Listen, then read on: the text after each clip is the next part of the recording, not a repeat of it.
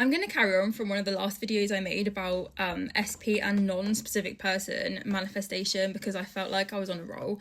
So when people hear like it's just you and your reality, there isn't anyone else, no one else has free will, you're the only creator in your reality, their ego will fucking kick off, mate. That is because you won't sit with yourself. You won't sit with yourself and discover what you actually are first. So then you will always be thinking that that other person is the missing piece to you accepting the truth. And this is said in like a non-self-concept-y kind of way. But guys, if you actually sit with it and realise the love and the consciousness and the source and the unlimited potential, the force that you are, that's what I'm saying is the only thing in existence. Like, if you don't love yourself, as in if you don't accept that that force is you, then it will seem like I'm saying there's like you as a character and then like NPCs running about, and it's a very like selfish, vain way of seeing it. And honestly, if you have actually experienced awareness or awakening to the awareness that you are, or actually manifesting a specific person, you'll know what I mean. Like, just go with me for a minute. If you ever have like really loved someone, like anyone, a pet, a freaking tree, a family member, or a partner, that feeling of love, security, of just joy, contentment, peace, whatever it is, that knowing that there is love present, that's all coming from you. That other person has never actually made you feel anything. You just allow yourself to stop cutting yourself off from everything you are whilst you're with them. That's it. You are the only force in the situation, even when you're with your SP or non-SP or family member or pet. You're it. That force, like that is you. That is what I'm saying.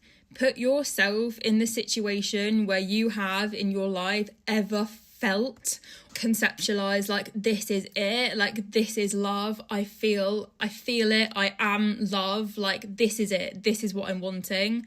Put yourself in that situation. That's you.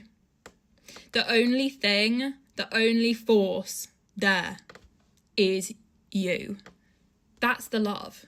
That's what you're seeking.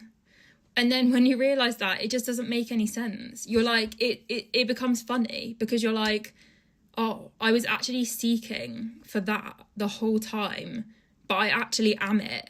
Like, again, it's not a whimsical concept. You actually are the only force in the situation when you're with your SP or when you're not. And whilst this isn't about having to feel a certain way, the reason why you want your SP right is so that you can qualify that feeling. You're chasing the feeling, right? Because otherwise you wouldn't want it. It is basically desire, and desire is the motivator for that. So that's what I'm saying. Everyone is you. The only thing that is happening and why you feel like you need that other person, I'm not saying you can't have them, is because you are separating yourself from all that you are. You are saying, I will keep myself separate from the love that I already am until this circumstance arrives, and I will then drop that and let myself actually be what I am. And once you actually accept that and realise that, your entire situation with people, SPs, relationships will fucking transform, because there is no longer any separation between you and the love that you are seeking, because you actually realise that you have always been it all along. And I can hear it now. How will I know if I've accepted it? When you have actually realised that you are everything you were seeking anyway, it is self-evident. It's not a concept that you will have to try and follow.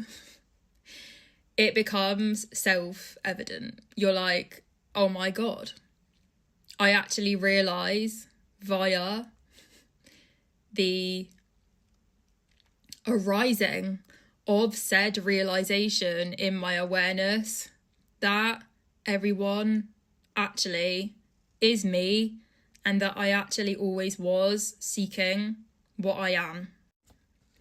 And as with everything, it starts and ends with the decision to accept that. As with everything, it is you having to be your own proof. Like David Hawkins said this, it is a contemplative matter. It is introspective sort of focus and discovery that actually is the way it is. When you stop looking out there and start looking at yourself. It is you sitting with yourself and actually being curious and being like, hold on, if for 3 seconds I stop asking everyone else